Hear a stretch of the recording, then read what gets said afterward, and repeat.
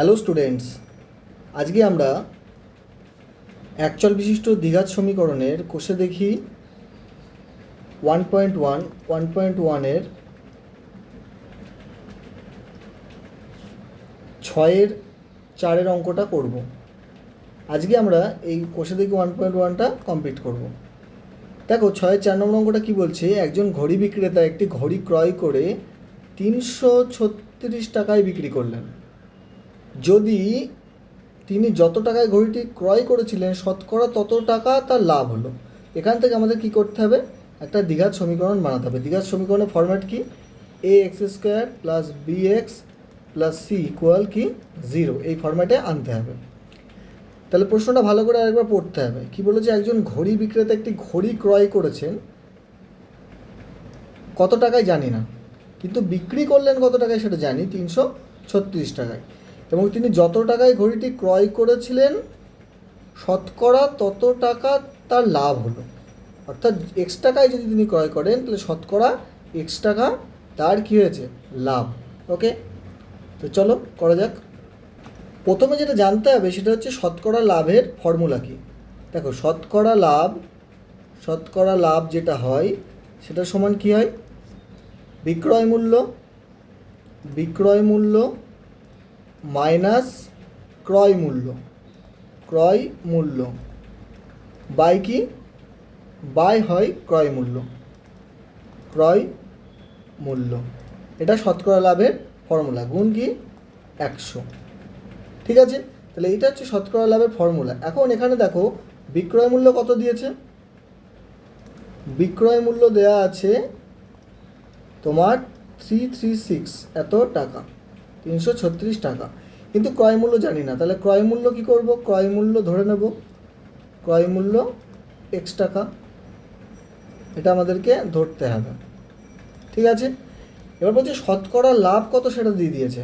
শতকরা লাভ কত দিয়েছে, শতকরা লাভ দেয়া আছে x টাকায়, কিন্তু দেয়া আছে কেন, কারণ এখানে দেখো প্রশ্নে বলা ছিল কি, তিনি যত টাকায় ঘড়িটি ক্রয় করেছিলেন শতকরা তত টাকায় তার লাভ হলো।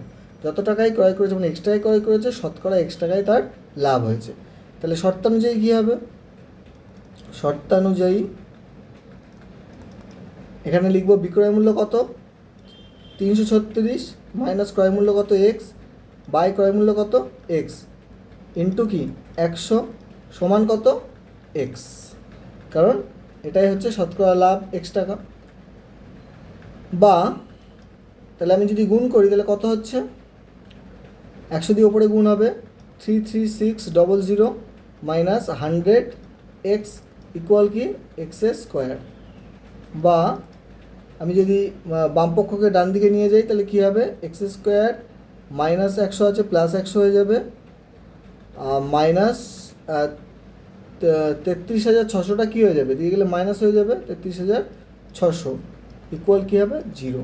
তাহলে আমাদের দ্বিঘাত সমীকরণ তৈরি হয়ে গেল, এটাই হবে অ্যান্সার।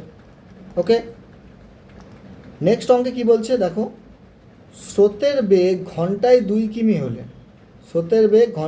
কিমি হলে রতন মাঝির স্রোতের অনুকূলে 21 কিমি গিয়ে, স্রোতের অনুকূলে, তাহলে অনুকূলে কথাটার অর্থ কি, অনুকূলে কথার অর্থ হলো স্রোত যেদিকে সেই দিকেই রতন মাঝি কী করছে, যাচ্ছে। ঠিক আছে, অর্থাৎ স্রোতের দিকে যাওয়াকে স্রোতের অনুকূলে বলে। 21 কিমি দূরত্ব গিয়ে ওই দূরত্বেই ফিরে আসে, অর্থাৎ 21 কিমি গেছিলো এবং 21 কিমি সে ফিরছে। ফিরে আসতে তার কত ঘন্টা সময় লেগেছে, মোট 10 ঘন্টা সময় লেগেছে। অর্থাৎ যাওয়া এবং আসা মিলিয়ে 10 ঘন্টা।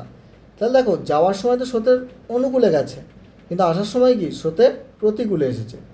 তাহলে যাওয়ার সময় যে সময় লাগা উচিত আসার সময় কিন্তু তার থেকে বেশি লাগবে। কেন, কারণ স্রোতের অনুকূলে যাওয়াটা সহজ হয়, কিন্তু প্রতিকূলে আসাটা কী হয়, একটু কঠিন হয়, ওই জন্য সময়টা কী লাগে, বেশি লাগে। তাহলে এই ধরনের প্রবলেমকে আমরা কীভাবে সলভ করবো, প্রথমে বুঝে নিতে হবে অনুকূল প্রতিকূল, এবং এটা মাথায় রাখতে হবে যে অনুকূলে যাওয়ার সময় অবশ্যই সময়টা কম লাগবে এবং আসার সময় কী হবে, সময়টা বেশি লাগবে। ওভারঅল মোট সময় যেটা সেটা 10 ঘন্টা। ঠিক আছে, আর স্রোতের বেগ ঘন্টায় কি 2 কিমি। ওকে, স্রোতের বেগ কিন্তু কনস্ট্যান্ট 2 কিলোমিটার প্রতি ঘন্টা। তাহলে প্রবলেমটা কীভাবে সলভ করবো? দেখো, ধরে নিতে হবে, ধরি রতন যে মাঝি, সে তো নৌকা নিয়ে যাচ্ছে, এখানে বলা নেই, যাই হোক যাচ্ছে। রতন মাঝির বেগও বলতে পারো বা নৌকার বেগও বলতে পারো, নৌকার বেগ সমান এক্স কিমি প্রতি ঘন্টা। ওকে, এটা আমাকে ধরতে হবে। এখন দেখো, স্রোত যদি এদিকে বয়ে চলেছে এবং এখানে একজন নৌকা নিয়ে যাচ্ছে, ঠিক আছে, তাহলে দেখো নৌকার বেগ এক্স, স্রোতের বেগ এদিকেই কত, 2 কিমি প্রতি ঘন্টা, এক্স কিমি প্রতি ঘন্টা, 2 কিমি প্রতি ঘন্টা। তাহলে নৌকাটা কিন্তু এই যে 2 কিলোমিটার স্রোতের বেগ, এটা অ্যাড হয়ে যাবে। তাহলে রতন মাঝির মোট বেগ কী হয়ে যাবে, এক্স প্লাস 2 কিমি প্রতি ঘন্টা, কারণ অনুকূলে যাচ্ছে। কিন্তু যখন দেখো স্রোতের বেগ এইদিকে 2 কিমি পার আওয়ার, কিন্তু রতন মাঝি তার নৌকা নিয়ে এই উল্টো দিকে যাচ্ছে, স্রোতের বেগের উল্টো দিকে, এক্স কিমি প্রতি ঘন্টা। তাহলে কী হবে, যে নৌকাটা যেতে চাইবে যখনই, তখন স্রোত তাকে 2 কিলোমিটার প্রতি ঘন্টা বেগ কমিয়ে দেবে, কারণ প্রতিকূলে যাচ্ছে। তখন নৌকার বেগ কী হয়ে যাবে, নৌকার বেগ হয়ে যাবে এক্স মাইনাস 2 কিমি পার আওয়ার। বোঝা গেল? আবার বলছি, যখন প্রতিকূলে যাচ্ছে অর্থাৎ এইদিকে যাচ্ছে, তখন স্রোতের বেগটা কী হবে, রতন মাঝির নৌকার বেগের সঙ্গে অ্যাড হয়ে যাবে, যেহেতু অনুকূলে যাচ্ছে তখন অ্যাড হয়ে যাবে, কারণ নৌকার স্পিডটা বেড়ে যাবে। কিন্তু যখন প্রতিকূলে যাবে, তখন স্রোত বাধা দেবে নৌকাকে সামনে এগোনোর জন্য। কত কিলোমিটার প্রতি ঘন্টা বেগে বাধা দেবে, 2 কিলোমিটার। স্রোত তো সামনের দিকে বইছে আর রতন মাঝি তার বিপরীত দিকে যাচ্ছে, তাহলে তখন রতন মাঝির আপেক্ষিক বেগ বলে এটাকে, আপেক্ষিক বেগ কী হয়ে যাবে, কমে যাবে 2 কিলোমিটার প্রতি ঘন্টা। এটুকু ক্লিয়ার? আচ্ছা, তাহলে প্রবলেমটাকে সাজাবো কীভাবে? দেখো, আমরা আগের দিন পড়েছিলাম দূরত্ব সমান কি, দূরত্ব সমান গতিবেগ ইন্টু কি, সময়, তাই না? এই ইকুয়েশনটা আমাদের জানা আছে। এখন দেখো, সময় তাহলে কি, সময় সমান কিন্তু দূরত্ব বাই কি, গতিবেগ, তাই না? তাহলে রতন মাঝি যখন যাচ্ছে, কত কিলোমিটার যাচ্ছে, এদিকে 21 কিলোমিটার যাচ্ছে। তখন যখন যাওয়ার সময়, অনুকূলে যাওয়ার সময় রতন মাঝির সময় কত লাগছে, 21 কিলোমিটার তার দূরত্ব, আর বেগ কত যাওয়ার সময়, বেগ এক্স প্লাস 2 কিমি প্রতি ঘন্টা। তাহলে এত ঘন্টা কী লাগছে, রতন মাঝির যাওয়ার সময় লাগছে। কিন্তু যখন ফিরছে রতন মাঝি, প্রতিকূলে ফিরছে, কত কিলোমিটার ফিরছে, 21 কিমি। তাহলে 21 বাই কত হবে, এক্স মাইনাস 2, এত ঘন্টা তার আসার সময় লাগছে। তাহলে এই যে দুটো সময়, এই দুটো সময়ের যে যোগফল, সেটা সমানে কী বলা আছে প্রশ্নে, 10 ঘন্টা।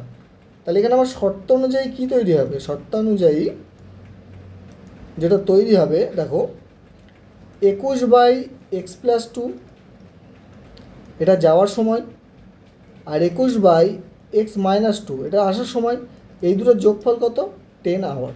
তাহলে এটাকে আমাকে সলভ করতে হবে। এটাকে যদি সলভ করি কী হবে, এলসিএম কী হবে, এখানে এক্স প্লাস 2 আর এক্স মাইনাস 2, তাহলে এক্স প্লাস 2 এলসিএমে আছে, তাহলে এক্স মাইনাস 2 দিয়ে গুণ হবে 21, x minus 2 plus 21 x plus 2 দিয়ে গুণ হবে, ঠিক আছে, সমান কত হবে, 10। বা দেখো 21 দিয়ে যদি গুণ করি, 21x মাইনাস 42 প্লাস দিয়ে গুণ করলে প্লাস 21 দিয়ে 21x প্লাস 42 বাই কি, এটা কিন্তু একটা ফর্মুলা, আমরা জানি এ স্কোয়ার মাইনাস বি স্কোয়ারের ফর্মুলা কী হয়, এ প্লাস বি ইন্টু কি, এ মাইনাস বি। তাই এখানে A plus B, A minus B আছে, মানে এক্স প্লাস 2 আর এক্স মাইনাস 2। তাহলে এটা কিসের formula, A square minus B square মানে X square minus 2 square formula. তাহলে কী লিখবো, এক্স স্কোয়ার মাইনাস 2 স্কোয়ার মানে 4 হয়, সমান 10। বোঝা গেল? তাহলে দেখো, বা কী লিখতে পারি, যদি ক্রস যে মাল্টিপ্লিকেশন করি, এখানে দেখো একটা জিনিস কেটে যাচ্ছে, কি 42 কেটে যাচ্ছে, তাই না, প্লাস মাইনাস আছে। তাহলে 21 দুটোই পজিটিভ আছে, মানে যোগ হবে, তাহলে 42 হবে X, 42x by X square minus 4 equal কি 10। এখন দেখো কোনাকুনি গুণ করলে কী হবে, 10x স্কোয়ার মাইনাস কি 40 ইকুয়াল টু এখানে কী হবে 42x, এদিকে নিচে 1 আছে, তাহলে 42x গুণ করলে 42x, বা 10x স্কোয়ার মাইনাস 42x হবে, কারণ এদিকে আসলে ডান থেকে বাঁ দিকে, তাহলে চিহ্ন প্লাস থেকে মাইনাস হয় 0। দেখো এখানে 2 কমন নেওয়া যায়, তাই না? ইকুয়েশনটাকে আরও সহজ করার জন্য কমন নেওয়া যায় 2, তাহলে কত হবে 5x স্কোয়ার, এটা হবে 21x, এটা হবে 20 ইকুয়াল টু 0।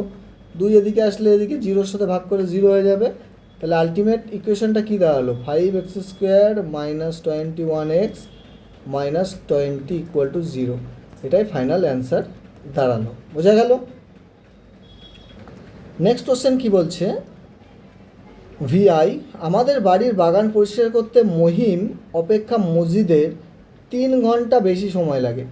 তাহলে মহিমে অপেক্ষা মজিদের 3 ঘন্টা বেশি সময় লাগে, তাহলে কে দ্রুত কাজ করে, মজিদ না মহিম? নিশ্চয়ই মহিম, কারণ মহিম যে সময়ে কাজ করছে মজিদ তার থেকে 3 ঘন্টা বেশি নিচ্ছে। তাহলে মহিম যদি x ঘন্টায় কাজটা করে, মজিদ নেবে কি x+3 ঘন্টা। তারা উভয় একসঙ্গে কাজটি 2 ঘন্টায় শেষ করতে পারে। তাহলে দেখো টোটাল কাজকে সবসময় আমরা এক অংশ ধরে নেব, এক অংশ, টোটাল কাজকে এক অংশ যদি ধরে নিই, তাহলে এই দুজন মিলে কাজটি কত 2 ঘন্টায় শেষ করতে পারে। তাহলে এই যে কোয়াড্রেটিক ইকুয়েশন বা দ্বিঘাত সমীকরণটা কী তৈরি হবে দেখা যাক। ঠিক আছে, প্রশ্নটা আরেকবার ভালো করে পড়ে নিও। মহিম মজিদ অপেক্ষা 3 ঘন্টা বেশি লাগায়, অর্থাৎ মহিম যদি x ঘন্টায় কাজ করে মজিদ করবে কি x+3 ঘন্টায়, এক অংশ করে কাজ। কিন্তু তারা যখন উভয় একসাথে করছে, দুজনেই এফোর্ট লাগাচ্ছে, ঠিক আছে, দুজনে এফোর্ট লাগালে কাজটা কী হবে 2 ঘন্টায় শেষ হয়ে যাচ্ছে। ঠিক আছে, তাহলে ইকুয়েশনটা কী দাঁড়াবে দেখে নাও। ধরে নাও এই বক্সটা হচ্ছে টোটাল কাজ, এই বক্সটা হচ্ছে এক অংশ, টোটাল কাজ হচ্ছে এক অংশ এই বক্সটা। এবার দেখো এখানে বলা হচ্ছে যে মহিম পুরো কাজ এক অংশ কাজ করছে কত ঘন্টায়, এক অংশ কাজ করে কত ঘন্টায় x ঘন্টায়, ধরে নিচ্ছে এটা x ঘন্টায়। ঠিক আছে, তাহলে এক অংশ কাজ করছে মানে এই টোটাল সেই কাজটা, টোটাল বক্সের কাজটা করছে কত, এক অংশ, সেটা করছে কত x ঘন্টায়। ওকে, এখন মহিমকে যদি 1 ঘন্টায় বলি সে কতটা করছে এই টোটাল অংশের, তাহলে কী হবে, তাহলে 1 ঘন্টায় সে কত কাজ করবে 1/x অংশ কাজ, তাই না? x ঘন্টায় যদি এক অংশ কাজ করে, 1 ঘন্টায় কাজ করবে কত, কাজ করে 1/x অংশ, এবং সেটা কতটুকু হতে পারে, আমি ধরে নিলাম এইটুকু অংশ কাজ করছে, এটা 1/x অংশ কাজ সে করছে 1 ঘন্টায়। ঠিক আছে, এখন মহিমের তো আমি জানলাম সে 1 ঘন্টায় 1/x অংশ কাজ করছে। মজিদের ক্ষেত্রে কী হবে, মজিদ কি করছে, দেখো x ঘন্টায় মহিম করছে, তার থেকে 3 ঘন্টা বেশি কে নিচ্ছে, মজিদ। তাহলে আমি বলতে পারি x+3 ঘন্টায় কতটা কাজ করে, কাজ করে এক অংশ কাজ করে, এক অংশ কাজ করছে মজিদ x+3 ঘন্টায়। তাহলে মজিদও 1 ঘন্টায় কত কাজ করবে, 1 ঘন্টায় কাজ করে 1/x+3 অংশ, তাই না? এবার মজিদের যদি সেই সেম কাজটাই ও করে, আরও কম করবে, কারণ নিচে x+3 আছে, তাহলে এটা হচ্ছে 1/x+3। ঠিক আছে, এটা কাজ। এখন দুজনকেই কাজটা করতে দেওয়া হলো, দুজনকে যখনই কাজ করতে দেওয়া হবে, তাহলে মহিম 1 ঘন্টায় করছে 1/x, মজিদ 1 ঘন্টায় করছে 1/x+3। যখনই এই দুটো অংশ যোগ করে দেবো, এই দুটো অংশ যোগ করে দেবো, তখন তারা কি করছে, তারা 1 ঘন্টায় এই দুটো যোগফলে কাজ করছে। বোঝা গেল? কারণ বিষয়টা এরকম দাঁড়াবে, দুইজনে 1 ঘন্টায় কাজ করে কী হবে 1/x এই অংশটা কে করছে মহিম করছে তাই না আর 1/x+3 এই অংশটা কে করছে মজিদ করছে তাহলে দুইজন মিলে যে কাজটা করছে এই বক্সের ধরে নেওয়া যাক এতটা ঠিক আছে এতটা না অ্যাকচুয়ালি হাফ হবে হাফ কাজ ওরা করে ফেলছে এক অংশ কাজের হাফ ওরা 1 ঘন্টায় কেন কারণ বলছে 2 ঘন্টায় কাজটা কমপ্লিট হয়ে যায় তাহলে 1 ঘন্টায় যদি এত অংশ কাজ করে 2 ঘন্টায় কী হবে ডবল অংশ কাজ করবে বোঝা গেল তাহলে দেখো দুইজনে 2 ঘন্টায় কাজ করে কী হবে 2 দিয়ে গুণ হয়ে যাবে এটা 1/x প্লাস 1/x+3 এত অংশ এবার শর্তে বলেছে এই যে এত অংশ কাজ করলো এটা হচ্ছে পূর্ণ কাজ মানে সম্পূর্ণ কাজ হয়ে গেছে তাহলে সম্পূর্ণ কাজ মানে কি সম্পূর্ণ কাজ মানে হচ্ছে এই বক্সের ফুল অংশটা অর্থাৎ এক অংশ কাজ তাহলে আমি শর্তানুযায়ী কী লিখতে পারি শর্তানুযায়ী 2 × 1/x প্লাস কি 1/x+3 ইকুয়াল টু কি 1 তো এটা হবে শর্তানুযায়ী তাহলে দেখো এটা যদি সলভ করি বা কী লিখবো 2টাকে এদিকে আনলে ভাগ হয়ে যাবে 1/x plus 1/x+3 equal to কি 1/2 বা এটাকে এলসিএম করো x হবে আর x+3 হবে তাহলে x কাটছে তাহলে উপরে থাকবে কি x+3 এখানে x+3 কাটছে উপরে থাকবে x তাহলে 1/2 বা উপরে দুটো x আছে তাহলে দুটো x যোগ করলে 2x হবে প্লাস 3 নিচে x দিয়ে এটা গুণ করে দাও তাহলে x² হবে আর হবে 3 দিয়ে x গুণ করলে 3x 1/2 বা তাহলে এবার ক্রস প্রোডাক্ট হবে কোনাকুনি গুণ করি 1 দিয়ে এটাকে গুণ 2 দিয়ে এটাকে গুণ তাহলে 1 দিয়ে গুণ করলে কী হবে x² প্লাস 3x আর 2 দিয়ে গুণ করলে 4x প্লাস 3 দুগুণে 6 বা এবার দেখো ডান পক্ষকে বাম পক্ষে নিয়ে আসো x² plus 3x minus 4x হবে যেহেতু প্লাস আছে এটাও প্লাস আছে মাইনাস হবে 0 বা x² 3x প্লাস আছে মাইনাস 4x আছে তাহলে 4 আর 3 বিয়োগ হবে 4 যেহেতু বড়ো তাহলে মাইনাস একটা x পড়ে থাকবে ইকুয়াল টু 0 তাহলে এই হয়ে গেল দ্বিঘাত সমীকরণ এটাই অ্যান্সার বোঝা গেল প্রবলেমটা কীভাবে আমরা সলভ করলাম নেক্সট অঙ্কটা দেখো 7 নম্বর অঙ্ক কী বলেছে 2 অঙ্ক বিশিষ্ট একটি সংখ্যার 2 অঙ্ক বিশিষ্ট সংখ্যা 2 অঙ্ক বিশিষ্ট সংখ্যা কত থেকে শুরু হয় 10 থেকে তাই না তার আগে 9 হচ্ছে 1 অঙ্ক বিশিষ্ট তাহলে 10 থেকে 99 পর্যন্ত কি 2 অঙ্ক বিশিষ্ট সংখ্যা কারণ 99 পরে 100 হচ্ছে 3 অঙ্ক আর 9 হচ্ছে 1 অঙ্কের তাহলে 10 থেকে 99 তাহলে এরকমই বলেছে একটা সংখ্যার একক স্থানীয় অঙ্ক কে আছে যেমন 1 আছে এখানে একক এখানে 9 আছে আমি যদি 23 নিই তাহলে 2 হচ্ছে 3 হচ্ছে কি 3 হচ্ছে একক স্থানীয় অঙ্ক আর 2 হচ্ছে দশক স্থানীয় অঙ্ক বোঝা গেল আমি যদি 35 নিই 5 হচ্ছে একক স্থানীয় অঙ্ক 3 হচ্ছে কি দশক স্থানীয় অঙ্ক বলছি একক স্থানীয় অঙ্কটি দশক স্থানীয় অঙ্ক অপেক্ষা 6 বেশি তাহলে দশক স্থানীয় অঙ্কে যদি x হয় একক স্থানীয় অঙ্ক কী হবে 6 বেশি মানে x+6 6 বেশি বোঝা গেল এবং অঙ্কদ্বয়ের গুণফল সংখ্যাটি থেকে 12 কম খুব ভালোভাবে বুঝতে হবে ঠিক আছে ভাষাটা অঙ্কদ্বয়ের গুণফল মানে এখানে x আর x+6 এর গুণফল বলা আছে সংখ্যাটি থেকে 12 কম মানে সংখ্যাটা আমরা যা পাবো তার থেকে অঙ্কদ্বয়ের যদি গুণফল করি সেটা বিয়োগ দিই সেটা কী হবে 12 পাওয়া যাবে বিয়োগফল 12 হবে কম বলেছে দেখো প্রবলেমটা কীভাবে আমরা সলভ করব দেখো প্রথমেই আমরা দেখে নেব যে আমি ধরে নেব যে দশক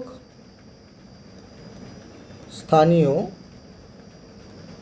অঙ্ক কত হবে দশক স্থানীয় অঙ্ক সমান x এটা আমরা ধরে নেব ঠিক আছে তাহলে একক স্থানীয় অঙ্ক কত দিয়েছে শর্ত অনুযায়ী একক স্থানীয় অঙ্ক হবে x+3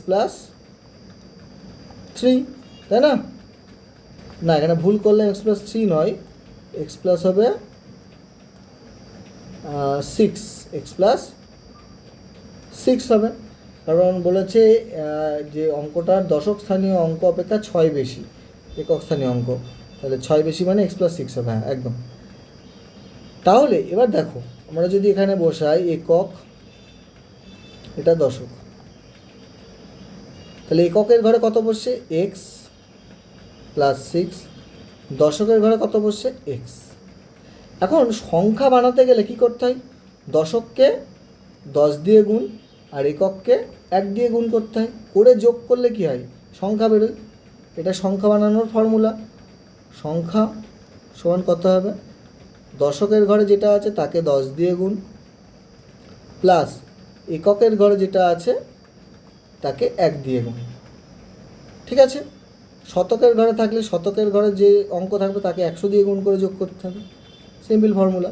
তাহলে কী হবে 10x প্লাস x+6, তাহলে কী দাঁড়ালো সংখ্যাটি 11x+6, এটাই আমার সংখ্যা। এখন বলেছে অঙ্কদ্বয়ের গুণফল, অঙ্কদ্বয়ের গুণফল, অঙ্কদ্বয়ের গুণফল কী হবে, দেখো অঙ্কদ্বয় এখানে x আছে গুণ x+6 আছে, তাহলে গুণ করলে কী দাঁড়াবে x² + 6x, এটা অঙ্কদ্বয়ের গুণফল। শর্তানুযায়ী কী বলেছে, শর্তানুযায়ী যদি প্রশ্নটা আরেকবার পড়ি শেষের দিকটা, বলেছে অঙ্কদ্বয়ের গুণফল সংখ্যাটির চেয়ে 12 কম। তাহলে এই যে অঙ্কদ্বয়ের যে এটা গুণফলটা আছে এটাই সংখ্যার থেকে 12 কম, তার মানে আমি যদি সংখ্যা থেকে অঙ্কদ্বয়ের গুণফল বিয়োগ দিই কত পাবো 12, বোঝা গেল।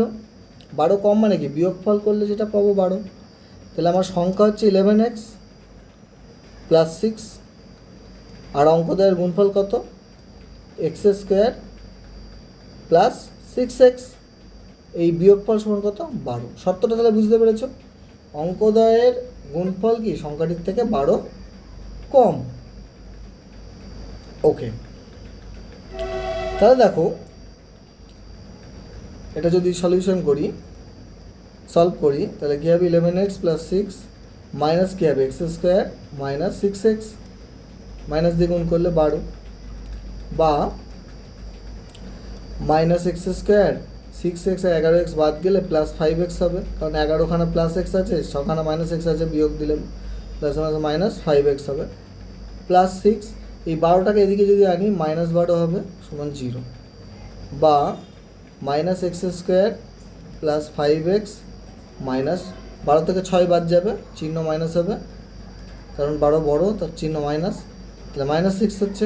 এখন যদি মাইনাস কমন নিয়ে নিই, তাহলে x² পড়ে থাকে, +5x -5x হয়ে যাবে, -6x + 6 হয়ে যাবে = 0, তাহলে এটাই হলো কি তোমার অ্যান্সার। ওকে, নেক্সট দেখো লাস্ট অঙ্ক এখানে কষে দেখি 1-1 বলছে 45 মিটার দীর্ঘ এবং 40 মিটার প্রশস্ত বা প্রস্থ একটি আয়তক্ষেত্রাকার খেলার মাঠের বাইরের চারিপাশে সমান চওড়া একটি রাস্তা আছে, ওই রাস্তার ক্ষেত্রফল দিয়েছে 450 বর্গমিটার। তাহলে এটা ছবি আঁকতে হবে, নাহলে বোঝা যাবে না। দেখো এটা একটা আয়তক্ষেত্রাকার মাঠ, এই মাঠের যে ভেতরের যেটা দৈর্ঘ্য সেটা কত 45 মিটার আর প্রস্থ কত 40 মিটার। ওকে, তাহলে এইটুকু হচ্ছে 40 মিটার প্রস্থ, আর এদিকে এটা হচ্ছে দৈর্ঘ্য তোমার 45 মিটার। ওকে, তাহলে দৈর্ঘ্য বেরোচ্ছে আমাদের দেয়া আছে কত 45 মিটার, আর প্রস্থ দেয়া আছে 40 মিটার। ওকে, এখন বলেছে খেলার মাঠের বাইরের চারিপাশে সমান চওড়া একটা রাস্তা আছে, তাহলে এই যে বাইরের চারিপাশে একটা রাস্তা দেওয়া আছে সমান চওড়া, ঠিক আছে, এই যে একটা রাস্তা দেয়া আছে বাইরের দিকে। এবার রাস্তার কিন্তু কতটা চওড়া রাস্তা সেটা বলা নেই, তা আমি এখানে ধরে নিতে পারি এই যে রাস্তাটা, এই রাস্তাটা যে চওড়া, এই যে এই চওড়াটুকু অংশ এদিকটা বা এদিকে যেদিকেই ধরো, এই যে চওড়া অংশটা এটাকে আমরা x ধরে নিতে পারি, x। তাহলে রাস্তার রাস্তার যে প্রশস্ত, তাই না, বা চওড়া, রাস্তার যে চওড়া সেটা কত, এক্স মিটার ধরে নিলাম এটা। এবার দেখো যদি রাস্তা ধরি তাহলে দুদিকে কিন্তু এদিকেও এক্স মিটার বাড়ছে, এদিকেও এক্স মিটার বাড়ছে, তাই না? তাহলে রাস্তার বাইরের মানে মাঠের বাইরের চারিপাশের যে ক্ষেত্রফল রাস্তা সমেত, সেখানে 2x কিন্তু বেড়ে যাচ্ছে, দৈর্ঘ্যপ্রস্থ বেড়ে যাচ্ছে। কারণ এদিকে আবার দেখো প্রস্থের দিকে এক্স বাড়বে, এদিকেও এক্স বাড়বে। তাহলে ওভারঅল যেটা দাঁড়াচ্ছে প্রস্থ সেটা কত, 40 প্লাস 2x মিটার। আর দৈর্ঘ্য যেটা দাঁড়াচ্ছে সেটা কত, 45 প্লাস 2x মিটার, তাই না? বোঝা গেল? এখন দেখো রাস্তা সহ মাঠের দৈর্ঘ্য সমান কত, 45 প্লাস 2x মিটার। আর রাস্তা সহ মাঠের প্রস্থ কত হবে, 40 প্লাস 2x মিটার। ওকে, এখন শর্ত কি দিয়েছে, শর্ত বলছে রাস্তার ক্ষেত্রফল 450 বর্গমিটার। তার মানে আমি যদি টোটাল ক্ষেত্রফল থেকে মাঠের এই যে ক্ষেত্রফল, মাঠের এই ক্ষেত্রফলটা বিয়োগ দিই তাহলে রাস্তার ক্ষেত্রফলটা পড়ে থাকে, তাই না? তাহলে মাঠের ক্ষেত্রফল কত হবে, মাঠের ক্ষেত্রফল আমরা জানি আয়তক্ষেত্রের ক্ষেত্রফল কী হয়, দৈর্ঘ্য গুণ প্রস্থ, অর্থাৎ 45 গুণ কি 40, এটা মাঠের ক্ষেত্রফল। আর রাস্তা সহ মাঠের ক্ষেত্রফল কত, 45 প্লাস 2x, এটা দৈর্ঘ্য, আর 40 প্লাস 2x এটা প্রস্থ, এটার গুণফল। এখন এই দুটোর যে বিয়োগফল, এইটা আর এইটা, এই দুটোর বিয়োগফলই কত, 450। এটাই শর্ত, কিছুই না, জাস্ট সিম্পল। তাহলে কী লিখব, শর্তানুযায়ী 45 plus 2x into 40 plus 2x, এটা রাস্তা সহ মাঠের ক্ষেত্রফল মাইনাস মাঠের ক্ষেত্রফল কত, 45 ইন্টু 40 সমান এই বিয়োগফলই কত, 450। ওকে, তাহলে এখন জাস্ট গুণ করো, 45 ইন্টু 40 হবে গুণফল, প্লাস 45 ইন্টু 2x কত হবে, 90x, প্লাস 2x ইন্টু 40 কী হবে, 80x, প্লাস 2x কত হবে, 4x স্কোয়ার, মাইনাস 45 ইন্টু 40। এটা গুণ করিনি কেন, কারণ দেখো এটা কেটে যাচ্ছে, প্লাস মাইনাস সমান কত হচ্ছে 450। বা তাহলে যদি সাজাই 4x স্কোয়ার হবে, এখানে 90x আর 80x যোগ হবে, তাই না, 170 হবে x। আর এদিকে প্লাস আছে, এদিকে আসলে মাইনাস হয়ে যাবে, 450 ইকুয়াল টু কি 0 পড়ে থাকবে। ক্লিয়ার? ওকে, তাহলে এটাই বেরোলো কি অ্যান্সার। ঠিক আছে, তাহলে আমরা কোশ্চেন দেখি 1.1 কমপ্লিট করলাম, কমপ্লিট হলো। নেক্সট আমরা কি করব, কোশ্চেন দেখি 1.2, নেক্সট ভিডিওতে তোমরা এটা পেয়ে যাবে। 1.2 কোশ্চেন দেখি, ঠিক আছে।